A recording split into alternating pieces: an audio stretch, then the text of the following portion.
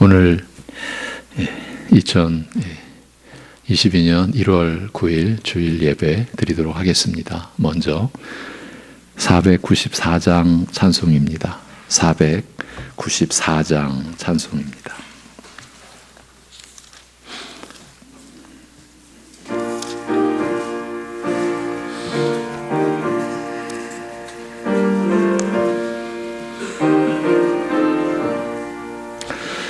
만세 반석 열리니 내가 들어갑니다. 창에 허리 상하여 물과 피를 흘린 곳 내게 염되어서 정결하게 하소서. 내가 공을 세우나 은혜 갚지 못하네. 쉼이 없이 힘쓰고 눈물 근심 많으나 구속 못할 죄인을 예수 홀로 속하네. 빈손 들고 앞에 가 십자가를 붙드네. 의가 없는 자라도 도와주심 바라고 생명샘에 나가니 나를 씻어주소서.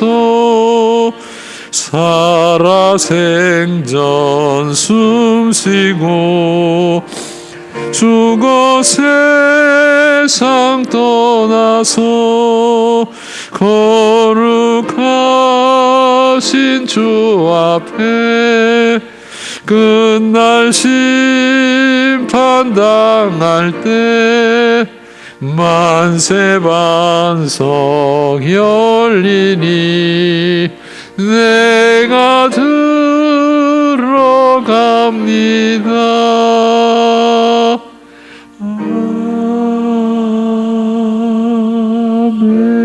아멘. 사도신경으로 우리 함께 신앙 고백 드리겠습니다.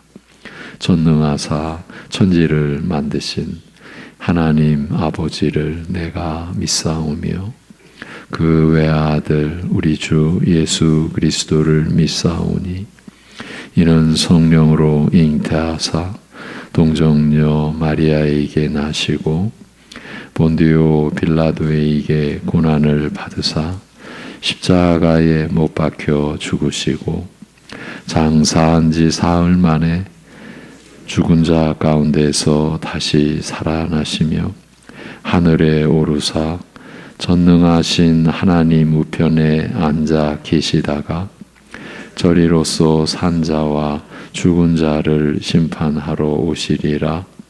성령을 믿사오며 거룩한 공회와 성도가 서로 교통하는 것과 죄를 사하여 주시는 것과 몸이 다시 사는 것과 영원히 사는 것을 믿사옵나이다. 아멘.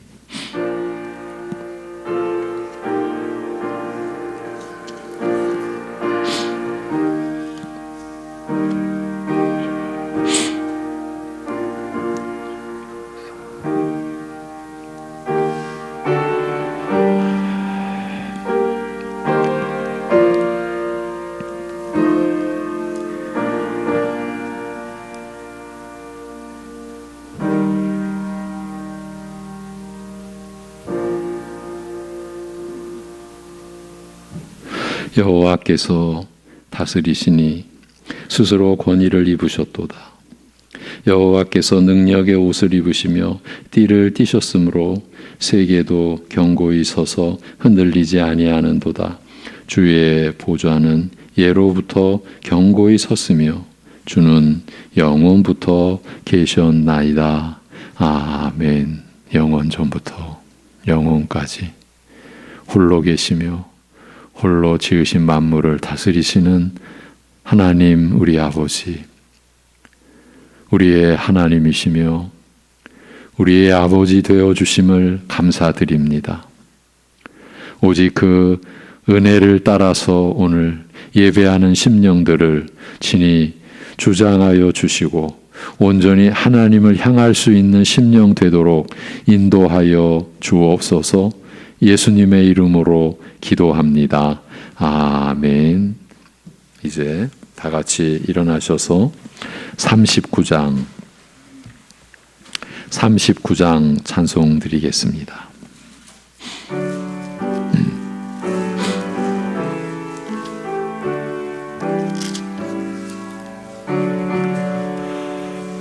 주 은혜를 받으려 모인 성도들 주 크신 뜻 깨닫게 하옵소서. 내 고통의 멍에를 다 벗게 되니 날 구속하신 이름 찬양하리. 주 우리를 곁에서 인도하시니 그 거룩한 나라가 이루어지네. 저 마귀와 싸워서 늘 승리하니 그 영광 주께 돌려 찬양하리. 주 우리의 방패와 창검 되시니 나 승리의 주님을 따릅니다. 큰 환난을 당할 때 늘 도우시니 승전가 높이 불러 찬양하리.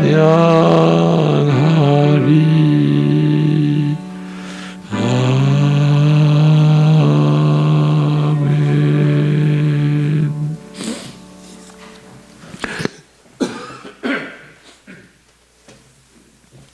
교동문 56번 교동문 시편 128편입니다.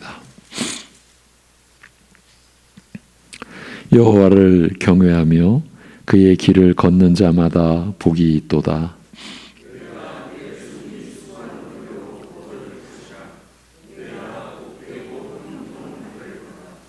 내 집 안방에 있는 내 아내는 결실한 포도나무 같으며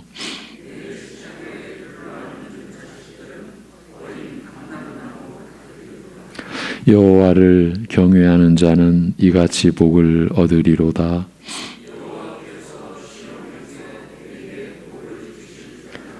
너는 평생에 예루살렘의 번영을 보며 내 자식의 자식을 볼지어다.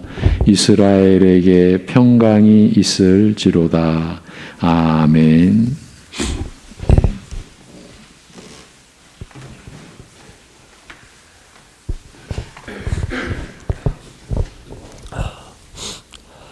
하나님 아버지, 오직 전적인 은혜로 우리를 선택하여 주사 우리를 정하신 때에 우리를 부르시고 또 예배자로 세워주시니 감사드립니다. 하나님 아버지, 우리들이 이렇게 측량할 수 없는 은혜를 받았음에도 우리의 삶과 그 행실 가운데 죄악된 부분들이 너무나도 많음을 고백하옵나이다. 불의와 탐욕과 거짓과 위선과 이기심과 그러한 교만한 마음이 우리 가운데 너무나도 많음을 고백하며 나아가오니 주여, 회개할 수 있는 은혜를 허락해 주시고 우리의 심령이 우리 예수 그리스도의 그 구속의 은혜를 힘입어 새롭게 되는 은혜를 힘있게 하여 주옵소서. 날이 갈수록 우리 애들의 신앙이 외면적으로만 굳어지는 신앙이 아니라 안과 밖이 일치되는 진실한 신앙으로, 주님 보시기에 기쁨이 되는 신앙으로 빚어져 나갈 수 있도록 성령을 의지하여 치열하게 죄를 죽이며 씨름해 나갈 수 있도록 도와주옵소서. 하나님 아버지, 코로나의 어려운 시간 가운데 시시각각 변화되는 이런 요동하는 상황 가운데서도 우리의 심령이 오직 주님께만 소망을 두고 요동치 아니하도록 주님만을 의지하도록 도와주옵소서. 살아가다 보면 여러 가지 우리들의 삶 가운데 고난과 질병과 예측하지 못한 상황들이 우리들을 뒤흔들며 또 우리들을 또 혼란스럽게 합니다. 이런 모든 상황 가운데서도 오직 그리스도를 의지함으로 주님의 주권 안에 모든 인생에 벌어지는 일들이 주님의 계획하심 안에 있다라는 것을 우리들이 믿고 신뢰하며 바라볼 수 있는 안목을 열어 주옵소서. 주님의 선하심과 지혜로우심으로 그 섭리로 인도하고 계신다는 것을 굳게 믿을 수 있도록 도와주옵소서. 오직 그리스도께 소망을 두며 오직 그리스도로 만족하며 오직 그리스도께서 이루시는 온전하신 그 구속의 은혜 가운데서 안식을 누리며 감사하고 기뻐하는 성도님들의 온 심령 되게 하여 주옵소서. 이 시간 말씀을 듣습니다. 말씀을 전하시는 목사님께 성령의 큰 권능과 영육 간의 강건함으로 함께하여 주옵소서. 이 시간 말씀을 듣는 우리도 경험과 관습적인 신앙생활을 내려놓고 오직 성령께서 우리의 심령 가운데 은혜를 베푸사 죄악된 부분들 말씀에 비추어 낱낱이 드러나게 하여 주시고 진실한 회개의 역사를 허락해 주시고 우리들이 그 말씀에 비추어서 우리의 삶이 깨어지고 다시 새롭게 되어서 말씀 순종의 열매로 주님 보시기에 참 기뻐 받으시는 열매로 우리의 삶이 드러날 수 있도록 도와주옵소서. 감사드리며 우리 주 예수 그리스도의 이름으로 기도하옵나이다. 아멘.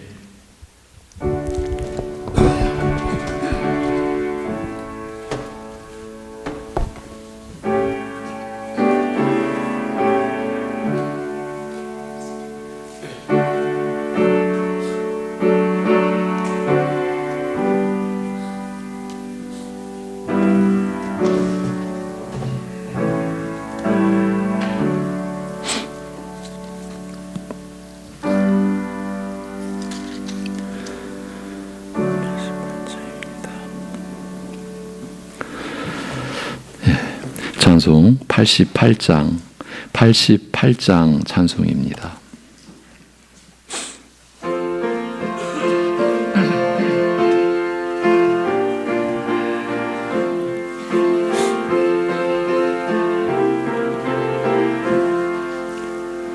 내 진정 사모하는 친구가 되시는 구주 예수님은 아름다워라.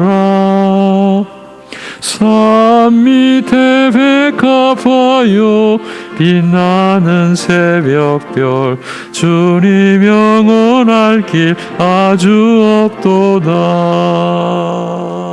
내 맘이 아플 적에 큰 위로 되시며 나 외로울 때 좋은 친구라.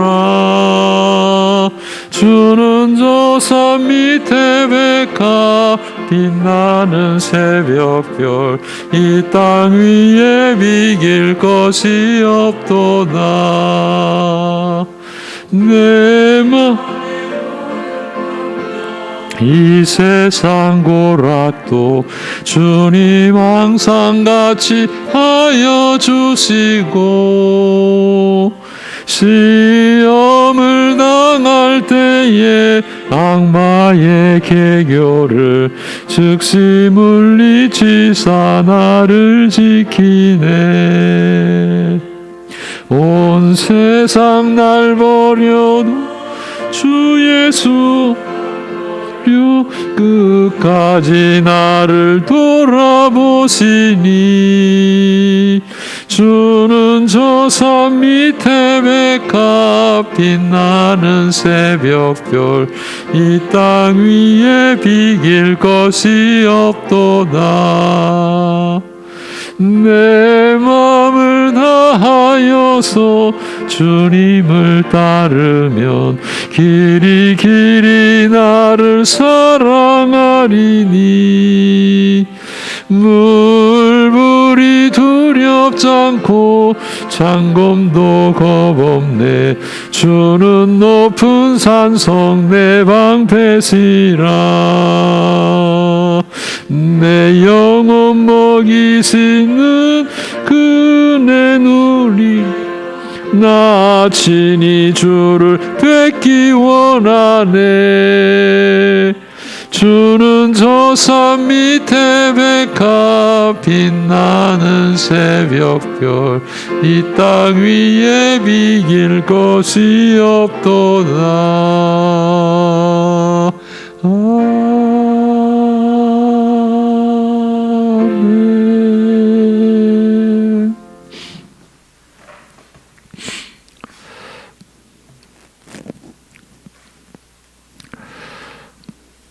보이지 아니하시나 영원 전부터 홀로 계시며 보이는 세계와 보이지 않는 세계를 지으시고 홀로 영원히 다스리시는 우리 아버지 하나님, 연약하기 짝이 없고 악하기 짝이 없는 인생들을 오직 하나님의 인자하심으로 긍휼히 여겨주셔서 구원의 은혜를 입게 하여 주심을 감사드립니다.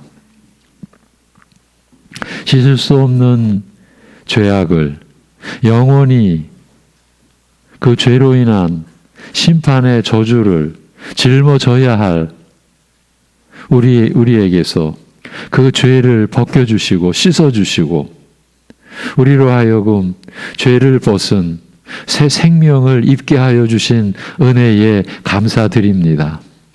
오직 그 은혜가 우리의 죄를 담당해 주신 예수 그리스도께서 십자가를 지심으로 십자가에 못 박혀 죽으심으로 우리에게 입혀진 그 은혜를 오늘도 찬송하며 경배를 올립니다.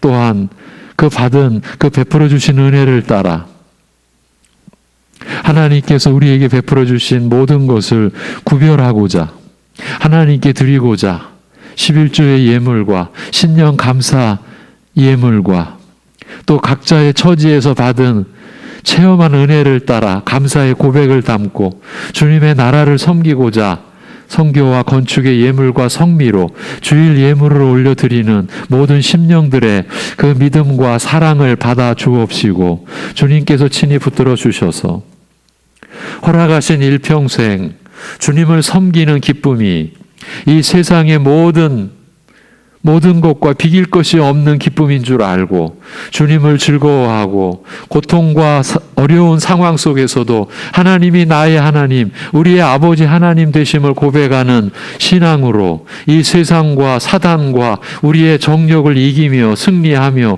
주님을 따르는 주의 백성들, 주의 군사들, 주님의 그 영원한 자녀들로 이 시간 예배하는 심령들 받으시고 이끌어 주시고 주장하여 주시옵소서. 우리의 형편 모두를 아시는 아버지 하나님, 그것이 사실은 우리에게 위로가 되면서 또한 우리를 두렵게 하는 것을 고백하오니 우리를 긍휼히 여겨 주셔서 이 시간 말씀으로 또 새로워지는 역사를 우리가 체험케 하여 주시옵소서. 말씀의 역사, 성령님의 역사가 우리의 거짓됨을 밝히 드러내 진리로 나아가게 하여 주옵시고 그리하여 입혀주신 주님의 의로움이 우리의 거룩함으로 열매를 맺는 생애가 되도록 그 삶이 되도록 그 생활이 되도록 주께서 우리를 붙드시고 역사하여 주시옵소서. 모든 것 주님께 의탁하오며 우리 주 예수 그리스도의 이름으로 기도하옵나이다. 아멘. 하나님의 말씀은 시편 62편입니다. 시편 62편 5절에서 12절. 시편 62편 5절에서 12절이 오늘 본문입니다. 말씀의 제목은 소망이 그로부터 나오는도다. 소망이 그로부터 나오는도다 라는 제목으로 시편 62편 5절에서 12절이 오늘 본문입니다. 봉독합니다. 나의 영혼아 잠잠히 하나님만 바라라. 물은 나의 소망이 그로부터 나오는도다. 오직 그만이 나의 반석이시오 나의 구원이시오 나의 요새이시니 내가 흔들리지 아니하리로다. 나의 구원과 영광이 하나님께 있으며 내 힘의 반석과 피난처도 하나님께 있도다.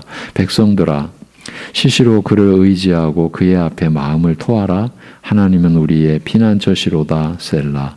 아 슬프도다. 사람은 입김이며 인생도 속임수이니 저울에 달면 그들은 입김보다 가벼우리로다. 포악을 의지하지 말며 탈취한 것으로 허망하여지지 말며 재물이 늘어도 거기에 마음을 두지 말지어다. 하나님이 한두 번 하신 말씀을 내가 들었나니 권능은 하나님께 속하였다 하셨도다. 주여 인자함은 주께 속하오니 주께서 각 사람이 행한 대로 갚으심이니이다. 아멘.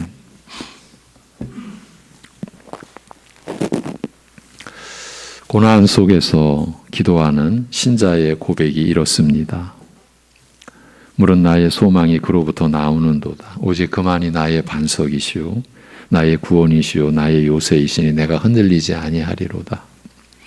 나의 구원과 영광이 하나님께 있으며 내 힘의 반석과 피난처도 하나님께 있도다. 이 내용을 우리는 믿는 자들의 신앙 고백이라 할 수 있지 않겠습니까? 본 시편 기자처럼 우리도 고난 중에 이런 신앙 고백으로 하나님을 향해 나아가야 할 것입니다. 그렇습니다. 우리 믿는 자들에게 이 신앙 고백은 그 어떤 것보다 중요합니다. 이 신앙 고백보다 더 중요한 것이 있어서는 안 되는 사람들이 바로 여러분들입니다. 본 시편 기자가 보여준 고난 중에 기도하는 신자의 모습은 이렇습니다. 하나님께 기도하여 모든 것을 맡긴 뒤에 침묵하고 기다립니다. 어떤 상황이 닥치더라도 조급해하지 않고 불평하지 않고 원망하지도 않고 기다릴 뿐입니다. 어떻게 이럴 수 있을까요? 그렇게 할 수 있는 이유나 근거를 우리는 이 시편 기자의 고백 속에서 찾을 수 있습니다. 다시 말하면 그의 신앙 고백을 통해서 우리는 그가 고난 속에서 자신의 모든 것을 주께 맡기고 기다릴 수 있었던 힘과 은혜의 근원을 찾을 수 있다는 말입니다. 그렇다면 그의 이 신앙 고백, 이 믿음은 어떻게 주어진 것일까요? 이 질문을 달리 풀어보면 이 신앙 고백을 갖게 된 기원을 생각해 보자는 겁니다. 이 시편 기자에게서 시작된 것이겠습니까? 다윗에게서 그 기원을 찾아볼 수 있겠냐는 겁니다. 여러분도 다들 아시지요? 이제 그에게서 시작된 것이 아니라는 것을요. 신앙 고백은 사람에게서 시작된 것이 아닙니다. 그렇지요? 하나님으로부터 시작된 것입니다. 그렇지 않고서는 우리 같은 죄인들이 어찌 하나님을 향한 이런 신앙 고백을 할 수 있겠고 어찌 믿음의 내용으로 간직할 수가 있겠습니까? 다윗이라고 해서 다를 리가 있겠습니까? 그도 인간인데요. 그렇다면 이 신앙 고백을 달리 표현할 수가 있는 겁니다. 어떻게 해요? 그것은 다름 아닌 하나님의 약속의 말씀과 같다고요. 하나님께서 악하기 짝이 없고 약하기 짝이 없는 죄인들에게 주신 약속이라고요. 그래서 다음과 같이 풀어드릴 터이니 고난 중에 있는 신자들에게 주신 약속의 말씀으로 여기시고 들어보십시오. 아니 받으십시오. 나 여호와가 너희들의 소망이 되어줄 것이다. 아무리 어려운 상황에 처하게 될지라도 내가 너희들의 반석이 되어줄 것이다. 영원한 사망 가운데서 너희를 건졌으니 너희들이 겪는 온갖 고난 속에서도 나 여호와가 너희의 생명과 믿음을 지킬 것이다. 이것이 나의 약속이다. 내가 너희들의 은신처와 피난처가 되리라. 너희들의 요새요 산성이 되는 것이 나의 기쁨이라는 것을 온 천하에 알리리라. 내가 너희들의 구원과 영광이 되어주리라. 내가 친히 너희들의 힘의 반석이 되어주며 피난처가 되어주리라. 오늘 여러분께 이 하나님의 약속을 들려드리고 싶었습니다. 이렇게 충만한 하나님의 인자하심과 선하심으로 인하여 우리에게 신앙 고백이 주어졌다는 이 사실을 확인해 드리고 싶었습니다. 고난 속에 있는 여러분에게 하나님의 위로를 전해 드리고 싶었던 것입니다. 여기서 한 단계를 더 들어가 보겠습니다. 8절에 백성들아 시시로 그를 의지하고 그의 앞에 마음을 토하라고 하는 구절을 어떻게 보십니까? 누가 누구에게 한 말이겠습니까? 당연히 왕으로서 다윗이 이스라엘 백성들을 부르고 권고한 내용입니다. 그런데 여기서만 멈추면 성경의 기능에 대한 우리의 무지를 드러내는 겁니다.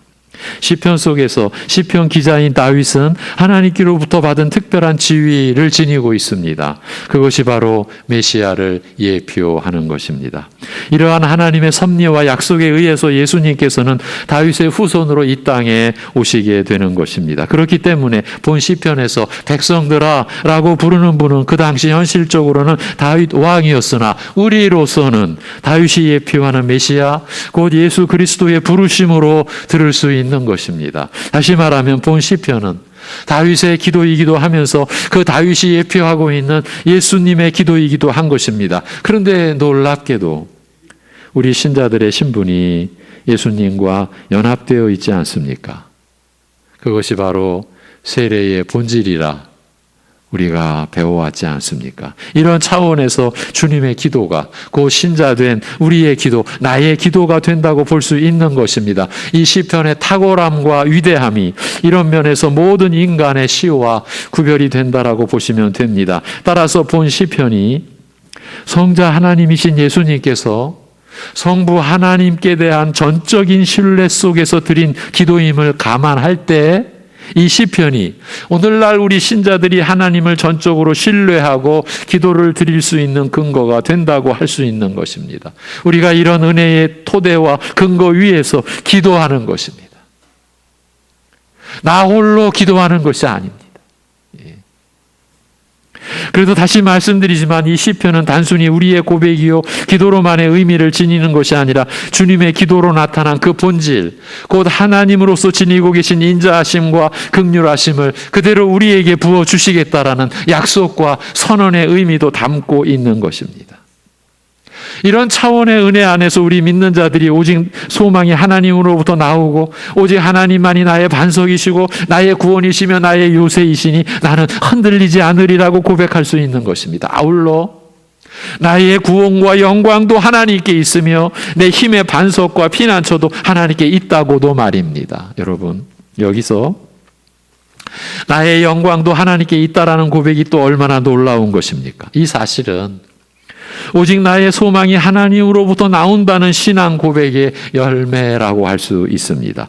오직 하나님으로부터 나오는 나의 소망은 하나님께서 나의 영광이 되시는 곳으로 귀결된다라는 것 아니겠습니까? 여러분, 그러니 우리가 헛되고 헛된 세상 영광을 쫓는 것이 얼마나 어리석은 일이 되겠습니까? 하나님께서 우리의 영광이 되어 주시는데 말입니다. 그 영광과 비길 게 있겠습니까? 이제 오늘 본문인 시편 속으로 들어가 보겠습니다. 고난 속에서 하나님께 기도하는 자는 침묵하며 기다리라고 한 다음 시편 기자는 그러면 우리 신자들이 어떻게 기다려야 하는지에 대하여 이제 설명을 하는 거예요. 오늘 우리가 나눌 말씀의 요점입니다. 그런데 아무 일 안 하고 누워서 열매가 떨어지기만을 바라는 식은 하나님 앞에서 기다리는 처사가 절대 될 수 없습니다. 그러니까 일상의 모든 일을 본래대로 수행하는 것에서부터 그 기다림이 시작되는 것입니다. 기다리는 내내 그리해야 합니다. 나는 하나님을 기다려. 그러면서 일상을 벗어난 사람. 그 사람은 신자가 아닙니다. 그리스도를 믿는 사람이 아니에요. 그래서 자기의 종교적 신념에 푹 빠져 있는 거짓 교인일 뿐이에요. 여러분, 이런 경우가 우리 안에 얼마나 많이 일어나는지 몰라요. 나는 기도하는 사람이야 하면서 일상을 소홀히 여겨요. 가족을 소홀히 여겨요. 이게 뭡니까? 예. 기다리는 내내 본래의 일상에 충실하면서 침묵하고 주님의 뜻을 구하고 주님의 나라를 구하며 기다리는 거예요. 그러면서 시시로 하나님을 의지하는 것입니다. 너무 평범하다라고 여겨지십니까? 아니면 너무 기본적인 얘기를 하는 것 같으십니까? 그렇습니다. 이것이 신앙의 기본이요 기도의 근본입니다. 문제는 그 기본과 근본을 제대로 갖추고 있지 않은 우리의 현실입니다. 믿음에서도 기도에서도 우리는 기본을 잘 갖추고 있지 않은 숱한 증거들을 내보이고 있습니다. 이 현실을 그대로 경시한 채로 가는 한 우리에게는 믿음의 성장도 하나님의 사람으로서의 변화와 성장도 없을 것입니다. 이런 면에서도 오늘 우리가 나누는 이 내용은 중대하다고 볼 수 있습니다. 고난 중에 하나님께 기도하는 신자들은 어떻게 기다릴 수 있겠습니까? 그것은 오직 하나님을 의지하는 것으로만 가능합니다. 다른 수단이나 다른 길은 없습니다. 그리하여 기도는 하나님을 의지하는 것이라는 결론에 이르게 됩니다. 그렇습니다. 신자의 기도는 하나님을 의지하는 본질을 지닙니다. 나는 기도한다. 곧 나는 하나님만을 의지한다. 바로 이것입니다. 시시로 하나님을 의지하는 것입니다. 그런데 우리는 기도한다라고 하면서 기도하는 자신을 많이 나타내기도 했습니다. 방금 말한 대로라면 나는 기도를 많이 해라고 하는 것은 나는 하나님을 많이 의지해라고 하는 것과 다르지 않습니다. 그런데 하나님을 많이 의지한다라고 하면서 우리는 딴소리도 해왔다는 얘기입니다. 기도하는 자신을 나타냈지 않습니까?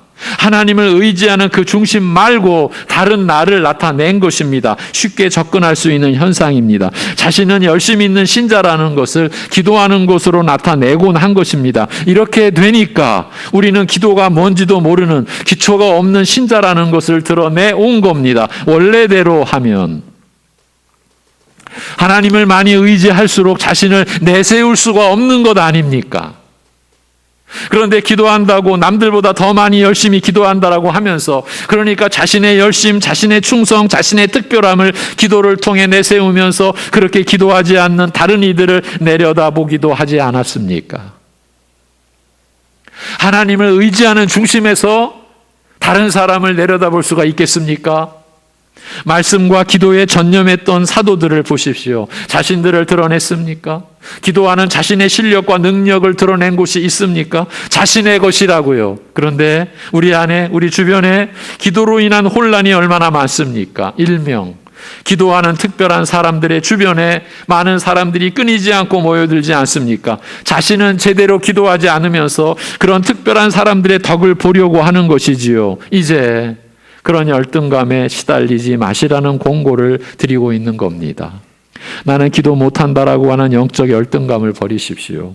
기도를 잘못 알고 있어서 그런 겁니다. 하나님을 의지하는 게 기도인데 기도에 무슨 실력이나 능력이 개입될 여지가 어디 있겠습니까? 자신의 실력으로 아니면 자신의 능력으로 기도한다라고 하는 사람이 잘못된 것입니다. 기도에서 하나님의 능력을 받았다고 하는 것도 잘못이고요. 그 능력으로 사람들을 자기에게로 모이게 하니까 잘못이라는 겁니다. 아니 기도의 능력이라고 하면서 자신을 의지하게 만들면 어쩌자는 겁니까? 그리고 사람들이 그냥 모이게 하는 것도 아니지 않습니까? 그런 곳에 아무것도 들고 가지 않으면 아무 능력도 안 나타난다고 하지 않습니까? 희한하지요?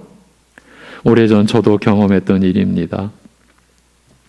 이제 멀리 갈 필요 없이 기본을 붙잡자는 겁니다. 시시로 하나님을 의지하십시오. 그런데 다윗은 바로 이어서 그의 앞에 마음을 토하라고 권고합니다. 하나님을 의지하는 실제를 더 밝혀준 것입니다. 이런 말씀에 우리가 붙들려야 합니다. 고난 속에서 신자는 하나님 앞에 자신의 마음을 토하는 사람으로 있어야 하는 것입니다. 토하라는 말씀 안에는 그만큼 불편하고 고통스러운 현실이 반영되어 있습니다. 누구에게나 토하는 상황을 돌아보는 것은 유쾌한 일이 아닙니다. 쉽지 않은 일입니다. 다들 그런 경험들을 해왔습니다. 온전치 못한 상태인이 토하게 되는 것이지요. 어린아이들도 그렇고 어른이라고 해도 다르지 않습니다. 자신의 속이 무언가 감당 못할 것을 지니고 있을 때 토하게 되지 않습니까? 우리 신자들의 상황이 그러할 때에 하나님 앞에 자신의 그 마음을 토해내라고 하는 겁니다. 그것이 바로 하나님을 의지하는 실제라는 뜻이기도 합니다. 하나님께 자신의 마음을 토하지 않으면서 하나님을 의지한다라는 것은 거짓입니다. 아니, 하나님을 불신하고 있다는 증거입니다. 이 내용이 실로 간단한 것이 아닙니다. 우리는 하나님 앞에 자신의 마음을 토해 놓는 면에서 거의 낙제 수준이 아닐까 싶습니다. 아예 토해 놓지를 않는 경우도 있고요. 그 이유가 다음 절에서 제시되어 있습니다. 이제 우리의 현실로 들어갑니다. 아, 슬프도다. 9절이죠.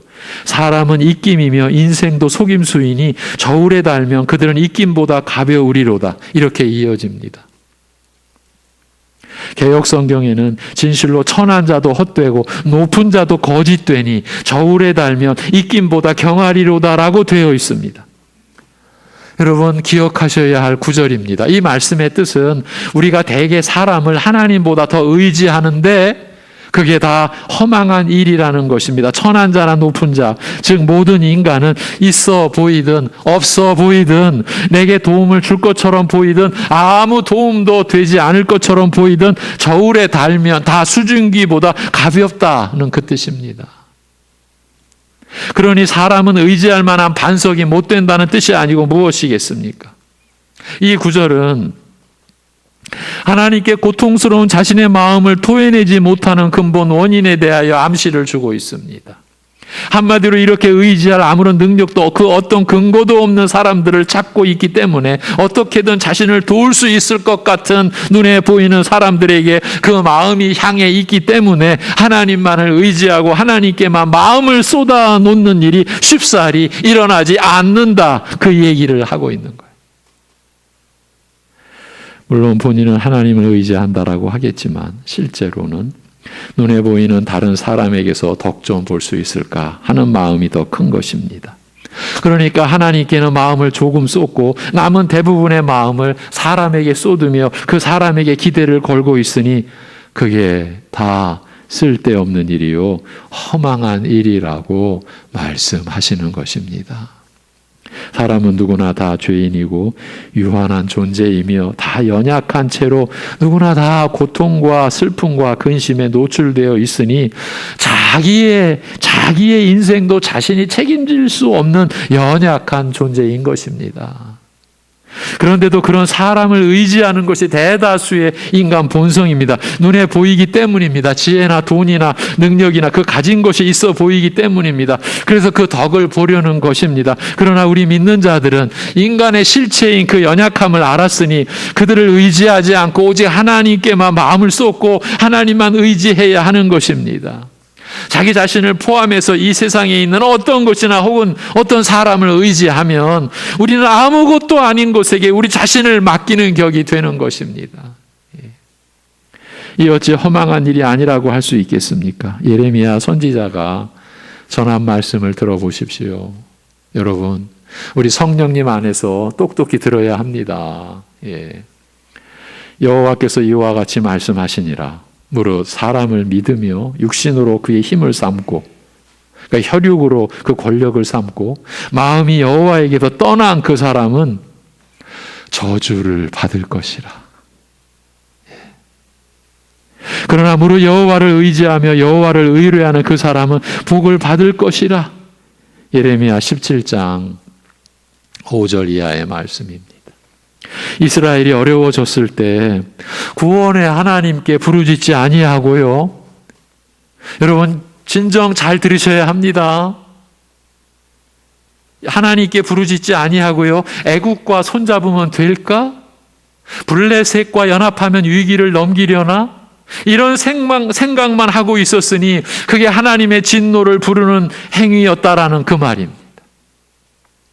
그것은 구원이 하나님께 있음을 부인하는 처사였기 때문입니다. 오늘날 신자들이 하나님을 교회뿐만 아니라 모든 나라와 온 세상의 역사까지도 주관하시는 분, 다스리시는 분으로 믿고 기도하며 그 이름 위에 마음을 쏟아 놓지 않고 미국이 나으려나 중국이 나으려나 이런 생각에만 몰두하게 되면 그게 저주받을 일이라는 것입니다. 국내 안으로 들어와서 제가 더 덧붙일 필요가 없겠죠? 하나님의 온 나라, 이 나라 다스리시는 그 하나님의 권능, 그 하나님의 영원한 권세, 그것에 마음을 두지 않고 그 하나님을 의지하지 않고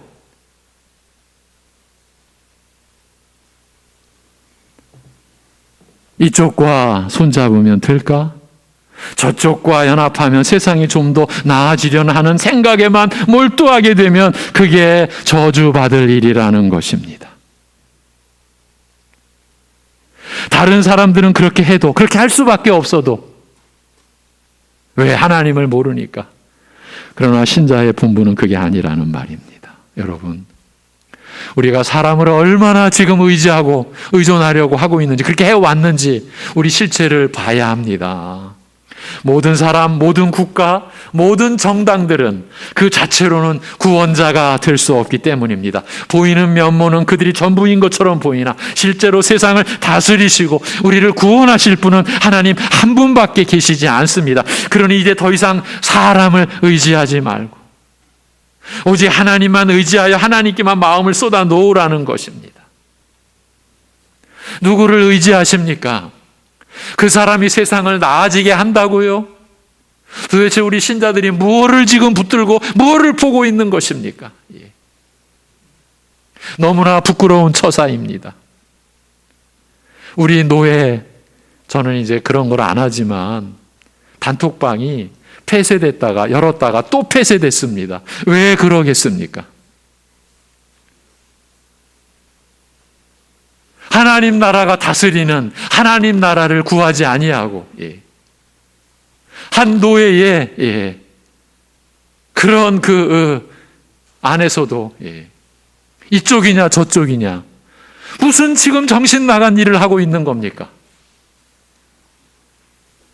여러분, 너무 부끄럽고 너무 죄스럽고 너무 두렵기까지 한 일인 거예요.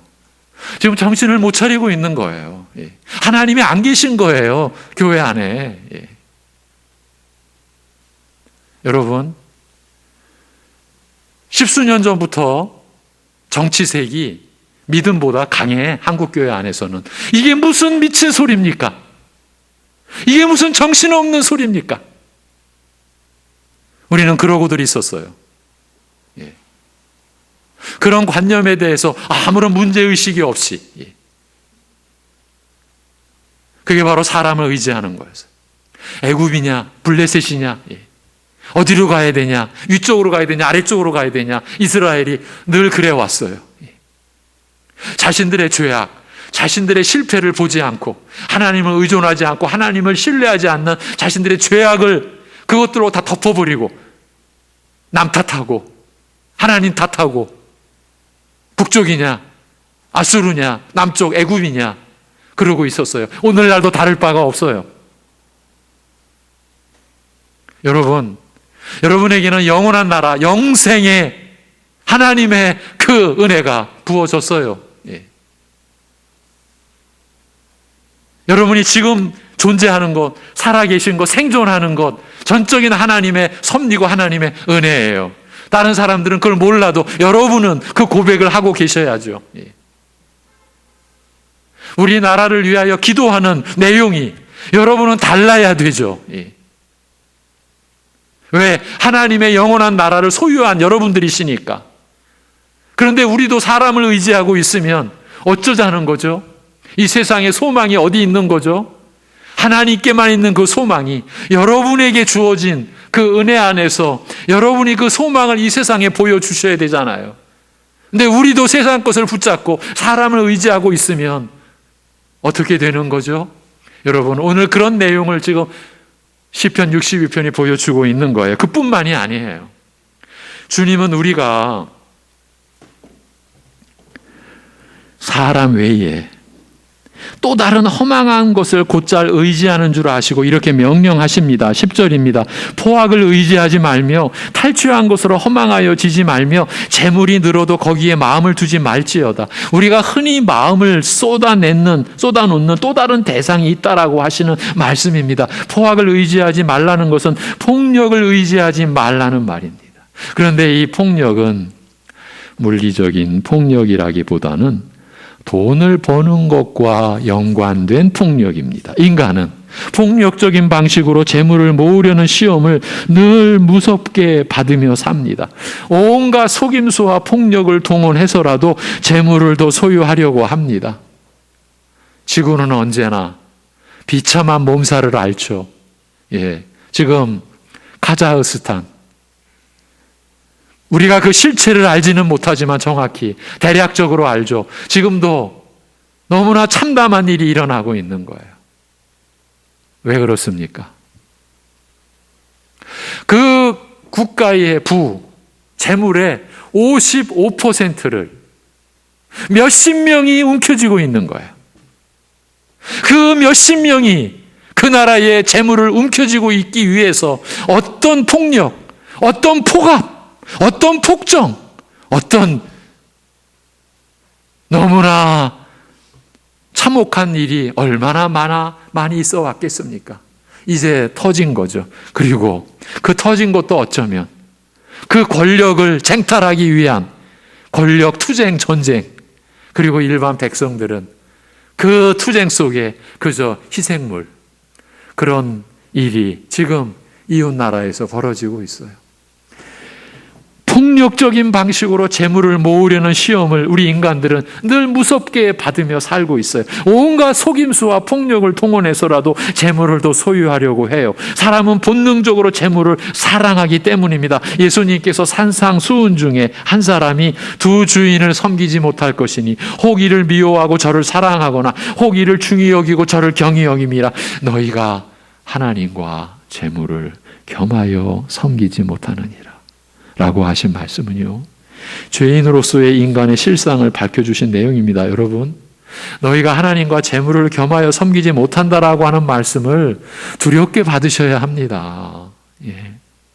하나님을 떠나 하나님을 대적하게 된 인간은 재물을 사랑할 수밖에 없게 되었다고 하신 말씀입니다. 그래서 온 세상은 재물을 어떻게 얻을까, 그리고 그 얻은 재물을 어떻게 보관할까 하는 생각에 온 마음을 쏟습니다. 재물이 있으면 못할 것이 없어 보이며 그게 자기 힘이, 자기 생명이 될 줄로 믿기 때문입니다. 이렇게 사람들은 재물을 자신의 은신처로 삼고 피난처로 삼고 그것을 의지하는 것입니다. 그러나 주님은 재물이 늘어도 거기에 마음을 두지 말라고 단호하게 말씀하십니다. 집착하지 말라라는 뜻입니다. 물론 신자들 중에도 많은 재물을 얻는 사람이 있습니다. 정당하게 재물을 얻는 것과 또 재물이 늘어갈 때 그것을 생각하는 자체는 죄가 아닙니다.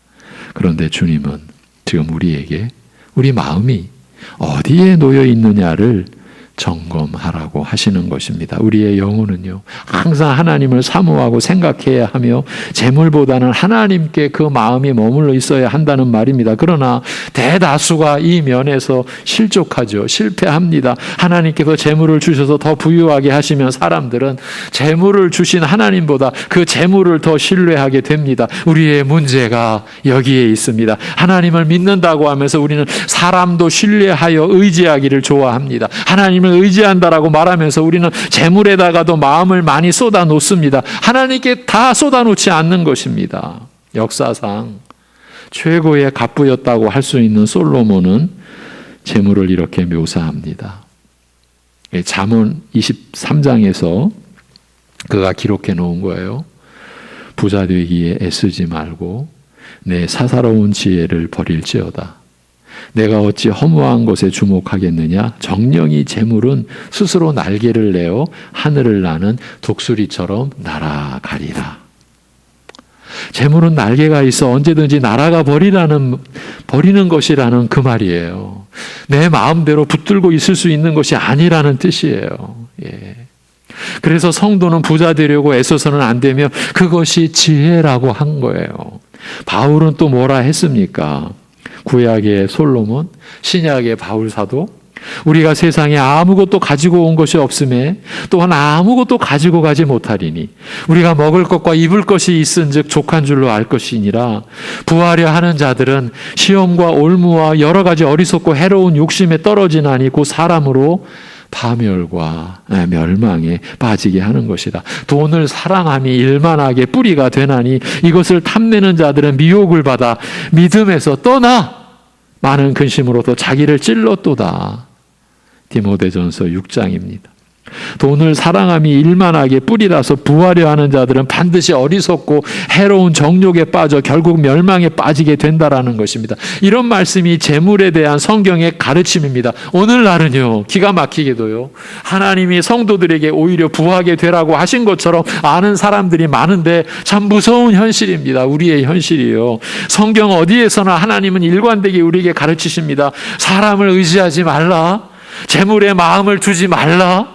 대신에 오직 영원하시고 변치 않으시는 하나님께만 마음을 쏟으라. 그것이 신자들이다. 그것이 기도하고 기다리는 자들의 특징이라고 말씀하십니다. 특별히 시편 62편은 우리의 마음을 다른 사람이나 재물에 쏟고 거기에 머무르는 잘못을 지적하고 있습니다. 우리는 오직 하나님께만 마음을 쏟고 오직 하나님만 의지하는 자들로 드러나야 맞다. 그것이 옳다라는 것이죠. 오직 하나님만을 유일한 의지처로 삼아야 함을 말씀하고 있습니다. 하나님보다 다른 무엇을 신뢰해서도 안 될 뿐만 아니라 하나님과 다른 사람을 함께 신뢰하지도 말고 또한 하나님과 재물을 함께 의지하지도 않아야 한다라는 것입니다.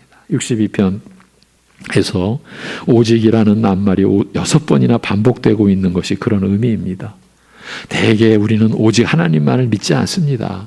하나님 외에 무언가가 항상 더해져야 한다라고 생각합니다.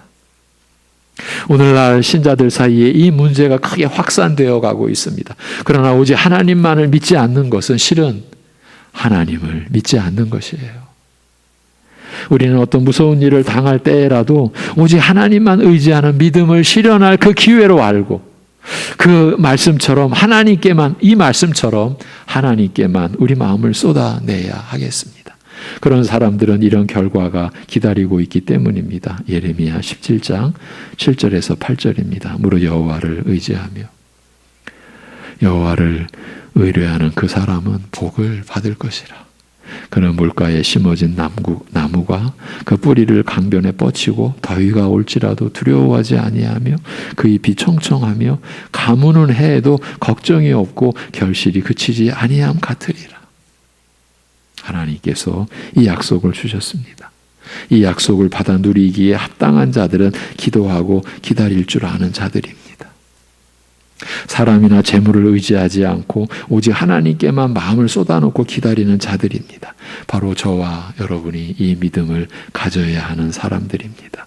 오직 하나님만 전적으로 의지하는 성도가 되는 일이 우리의 목표여야 합니다. 하루아침에 이런 신앙을 가질 수 없을 것이며 죽을 때까지도 쉽지 않을 것입니다. 그러나 이것이 없으면, 이 목표가 우리에게 설정되어 있지 않으면 우리는 장성한 신앙에 이를 수가 없어요.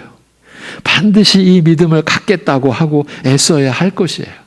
끝으로 남은 12절을 살피면서 마무리해 가겠습니다. 이 구절은 지금까지 우리가 나눈 말씀, 그러면 우리가 왜 그렇게 해야 하는가?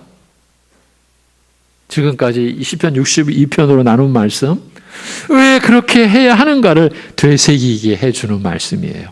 왜 기다려야 하는지, 왜 오직 하나님께만 마음을 쏟아놓고 사람이나 재물을 의지하지 않아야 하는지 그 이유를 말씀하시는 것이에요.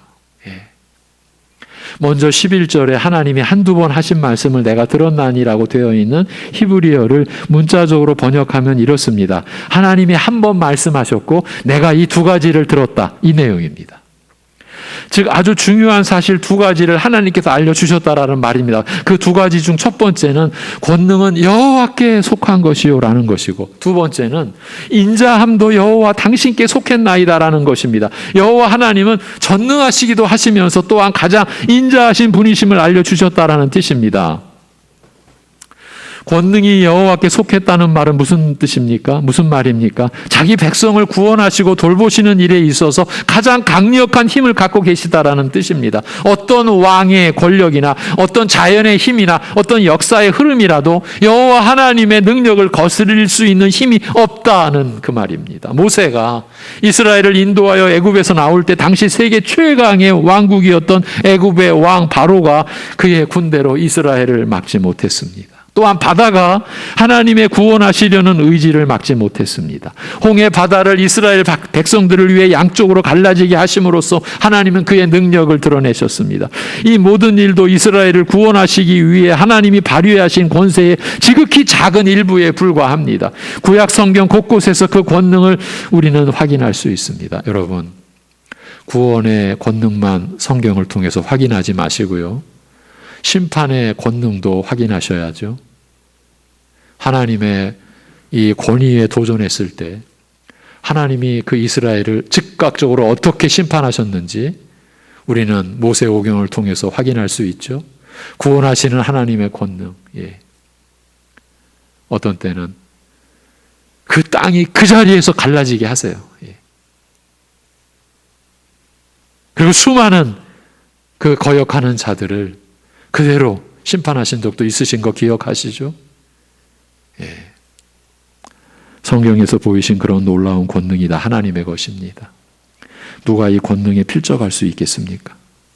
이런 하나님이 구원하시고 보호하시려는 사람을 어느 누가 뺏어갈 수 있겠습니까? 하나님의 손에서 말입니다. 그러나 우리가 기억해야 할 사실이 한 가지 더 있습니다. 하나님은 권능만 갖고 계신 것이 아니라 인자함도 갖고 계시다라는 점입니다. 사실 하나님이 권능만 가지고 계시다면 우리가 마음을 쏟아 놓을 수 있는 분이 못 되십니다. 하나님께 능력이 있고 그분이 우리를 도우실 수 있다라는 것만으로는 우리가 하나님을 의지할 수 없습니다. 무엇인가 다른 것이 있어야 우리는 안심하고 하나님께 나아가 하나님을 의지할 수 있습니다. 그것이 바로 인자함입니다. 인자함은 무엇입니까? 하나님이 인자하시다고 할 때 그때는 단순히 온유하고 어진 성품을 가리키는 것이 아닙니다. 하나님의 인자하심이라고 할 때 그 인자함은 외부의 조건에 상관하지 않고 사랑이나 은혜나 자비나 선을 베풀어 주시는 그 속성을 말합니다. 사람이 우리가 사랑이나 은혜를 받을 만한 아무런 이유가 없을 때에도 사람에게서 그 이유나 근거를 발견하기 전에도 하나님이 하나님의 마음에서 자원하여 은혜를 베풀게 하는 것, 그런 속성을 인자함이라고 합니다. 모든 사랑과 은혜와 자비와 긍휼이 이 인자하심에서 나옵니다. 처음부터 하나님은 이 인자하심으로 일해 오셨습니다. 창조와 구원의 역사도요. 사람을 처음 창조하신 것도 이 인자하심이 있었기 때문입니다. 그리고 사람이 원래의 창조 목적을 저버리고 하나님을 대적하고 죄를 지었을 때 그들을 단번에 심판하지 않고 구원하여 살리겠다고 작정하신 것도 이 인자하심 때문입니다. 여러분, 우리는 수도 없이 하나님을 대적했고 배신했고 원수짓했습니다. 근데 땅이 갈라지지 않고 우리를 그 땅이 삼키지 않았습니다. 왜요? 우리에게 그렇게 그런 대접을 받을 만한 여지가 우리에게 있어서요? 아니요. 오직 이 인자하심 때문입니다. 여러분,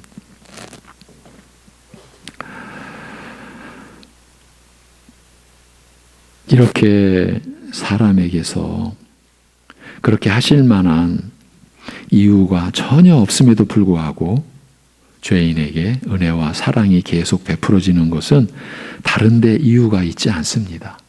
오직 하나님의 인자하심이 그 이유입니다. 우리가 착각하는 것 중에 내가 죄악 중에 내가 불신앙 속에 그대로 있는데도 괜찮네? 그냥 사라지네?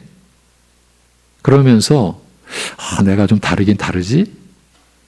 내가 좀 특별하지? 여러분, 이건 우리 신자들만이, 이 교인들만이 할 수 있는 착각인데 참 기막힌 착각인 거예요.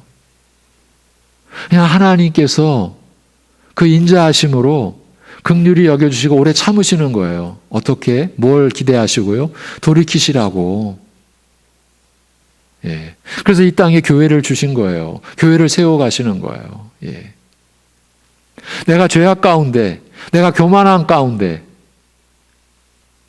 내가 다른 사람을 무시하고 멸시하면서도 내가 그냥 있네. 내가 신자로서 그냥 있네.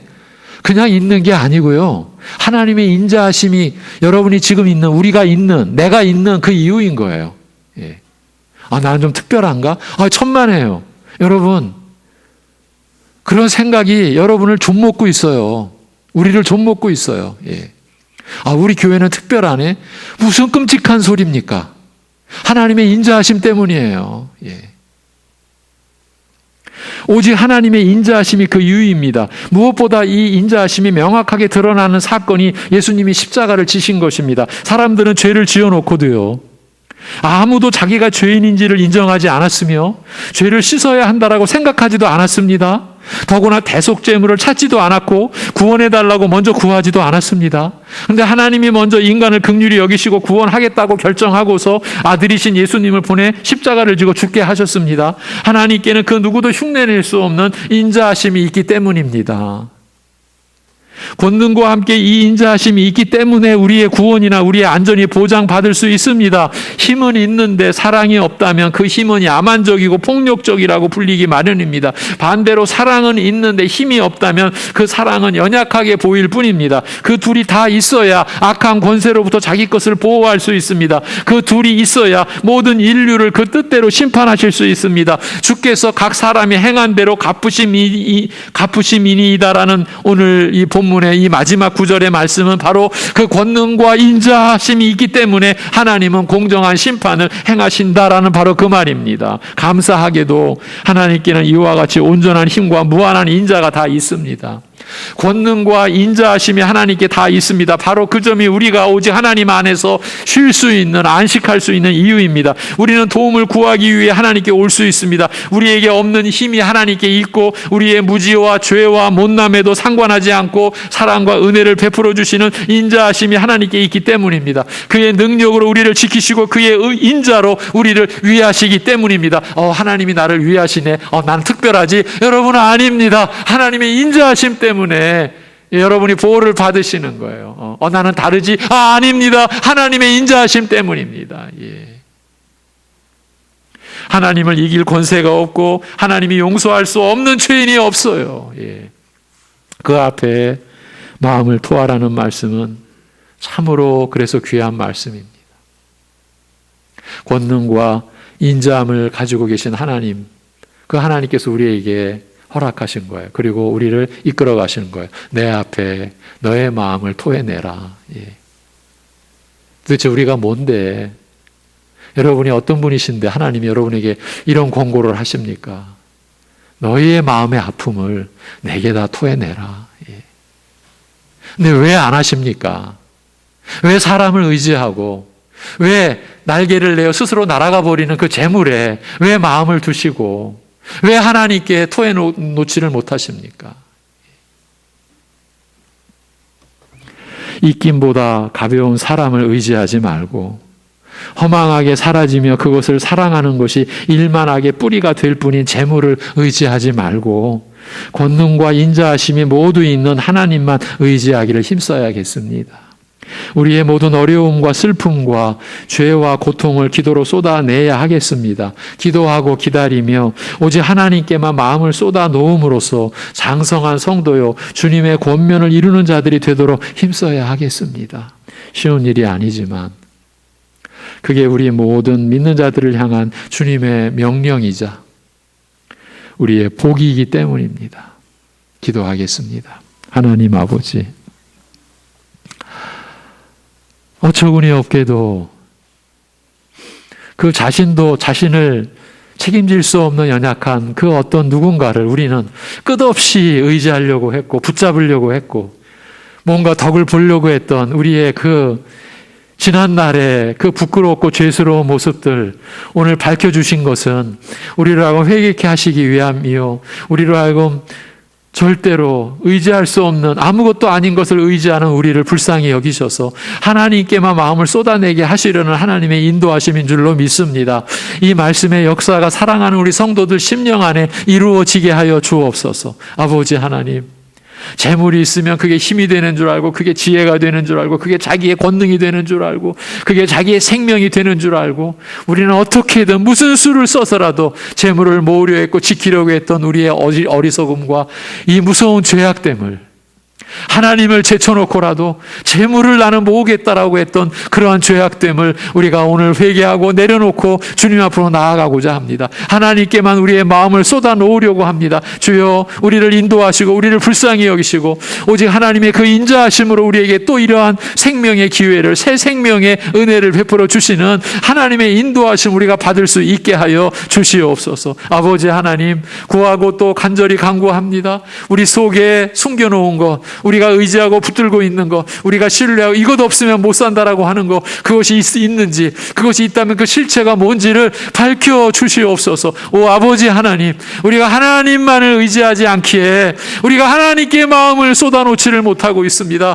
기도를 못하고 있습니다. 기도를 안 하고 있습니다. 기도 안 하고도 하나님과 교통함이 없어도 신령한 생명을 구하지 않고 받지도 않고도 우리가 지금 살고 있는 것처럼 여깁니다. 하나님의 인자하심 때문에 살고 있는데 자기는 뭐가 달라서, 자기는 뭐가 특별해서 그렇게 살고 있는 것처럼 거짓과 착각 속에 빠진 우리를 내버려 두지 마옵시고 우리를 그 거짓 속에, 그 죽음의 늪 속에서 건져 주시옵소서. 사탄은 우리를 그 늪 속에 빠뜨리고 나오지 못하게 회방하면서, 그러면서도 우리가 잘 될 것처럼 그렇게 거짓으로 저주하는 사탄의 괴계와 우리의 탐욕에서 우리를 건져 주시옵소서. 아버지 하나님, 진실로 하나님의 말씀이 우리에게 생명인데, 우리에게 진리요 은혜인데, 우리는 말씀도 경시하면서도 너무나 멋진 신자, 너무나 잘 사는 교인으로 우리는 행세하기도 합니다. 외적인 것, 사람에게 보이려는 것들 가지고 우리의 죄악을 덮어버리고 우리의 거짓 신앙을 포장해가는 우리의 기술을 주여 이제는 막아 주시옵소서. 그러한 곳에서 우리를 빠져나오게 하여 주시옵시고 하나님께만 마음을 쏟는, 그래 하나님께만 모든 걸 토해내며 우리의 고통과 슬픔과 아픔과 우리의 죄악된 모든 걸 토해내며 우리를 의롭게 하신 하나님이 우리를 거룩하게 하시는 손길에 우리 자신을 맡기고, 그리하여 이 짧은 인생, 안개와 같이 쓰러져가는 이 인생의 하루하루가 헛되지 않고 그야말로 하나님께서 기뻐하시는 그러한 진정한 참된 인생의 의미와 가치를 나타내고 그러한 의미를 지니고 살아가는, 사랑하는 우리 신자, 우리 성도들의 하루하루 되도록, 일생이 되도록 축복하시고 인도하여 주시옵소서. 모든 걸 주님께 의탁하오며 우리 주 예수 그리스도의 이름으로 기도하옵나이다. 아멘. 찬송가 484장입니다. 484장 찬송하겠습니다.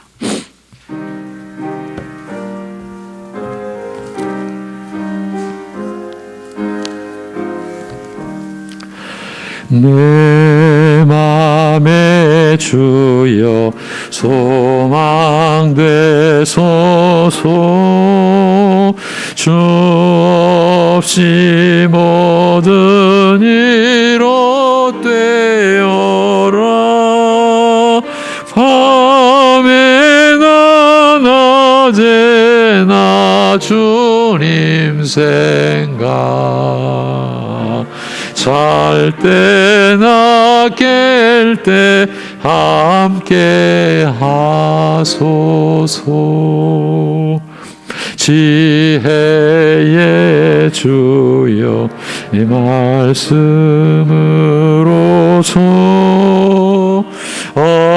언제나 내 안에 계시소서.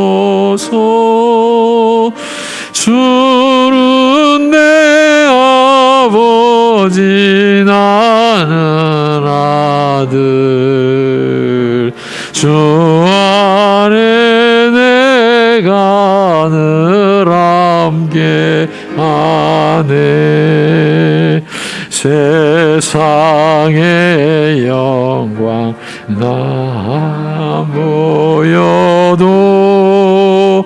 언제나 주님은 나의 기여 주님만 내 맘에 계시오니 영원한 주님 참 귀하셔라 영원한 주님 내 승리의 주 하늘에 쁨을 주옵소서 어떠한 고난이 닥쳐와도 만유의 주여 소망되소서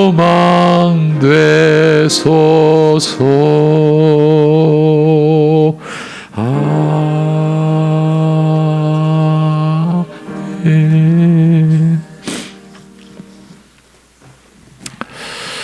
네. 예, 다시 이 재개된 이 대면 예배가 우리 교회 학교 예배가 계속 지속되어질 수 있도록 함께 기도해 주시고 함께 애써 주시고 모이기에 힘써 주시기 바랍니다. 다음 주일 예배 말씀 안내는 시편 63편 1절에서 3절 주는 나의 하나님이시라 고난 중에 기도하는 교회와 신자의 모습이 계속 그려지는 그런 내용입니다. 한 장을 넘기시면 이번 주 천엽 선교사 특수지역입니다. 함께 기도해 주시기 바랍니다. 천엽 선교사가 보내준 그 소식 안에는 이러한 내용이 담겨 있습니다. 어른들에게 겉으로 예수님을 전하면 그날로 죽임을 당합니다. 그런 지역에서 복음을 전하고 있습니다. 진리 안에서 사랑의 역사하는 교회와 가정을 위해서 우리가 기도해야 합니다. 하나님의 사랑 안에서 우리의 민족과 나라가 지켜지고 보존되고 그리하여 우리 주님이 다시 오시는 그날까지 하나님께 쓰여지는 나라가 되게 해달라고 우리 자손들에게 그런 나라가 보존되고 이어지도록 해달라고 우리는 구해야 합니다. 영육간의 연약한 교우들을 위해서 우리는 함께 기도해야 합니다. 하나님의 은혜를 함께 구해야 합니다. 2022년도 교회 달력 아직 못 받으신 분 교육자실에서 언제나 연락 주시고 또 예배 후에 1층에서 수령해 가시고 충분히 있으니까 더 필요하시면 가져가시면 됩니다. 연말 정산서가 필요하신 분도 교육자실로 제출 바라고요. 신청서를 작성해서 우리 가족의 소식입니다. 우리 2호 성도님 이정화 집사님 가정이 이사를 했습니다. 주보 앞면에 이번 주 묵상 구절 잠언 23장 10절에서 11절입니다. 같이 읽고 제가 축도함으로 예배를 마치도록 하겠습니다. 잠언 23장 10절에서 11절 다 같이 옛 지게석을 옮기지 말며 고아들의 밭을 침범하지 말지어다. 대저 그들의 구속자는 강하시니 그가 너를 대적하여 그들의 원한을 풀어주시리라. 아멘. 우리의 죄가 되어주시고 우리의 의를 이루어 입혀주신 주 예수 그리스도의 은혜와 다른 무엇이 아닌 아들을 우리에게 내어주신 아버지 하나님의 영원하신 사랑하심과 들어올 수 없는 그러한 우리 안에 영원히 거하셔서 아버지의 사랑과 아들의 은혜를 날마다 입혀주시고 깨닫게 해주시고 우리의 성품에 근본적인 변화가 일어나도록 일하시는 성령님의 교통하심이 이제 교만을 벗고 주님의 겸손함으로 하나님 앞에 엎드리고 하나님 앞에 마음을 쏟아놓고 하나님을 향하여 살아가고 있는 사랑하는 모든 주의 백성들 위해 그러한 믿음과 하나님 나라를 간절히 찾고 사모하고 구하는 심령들 안에 영원토록 함께 하시기를 주님의 이름으로 축원하옵나이다. 아멘.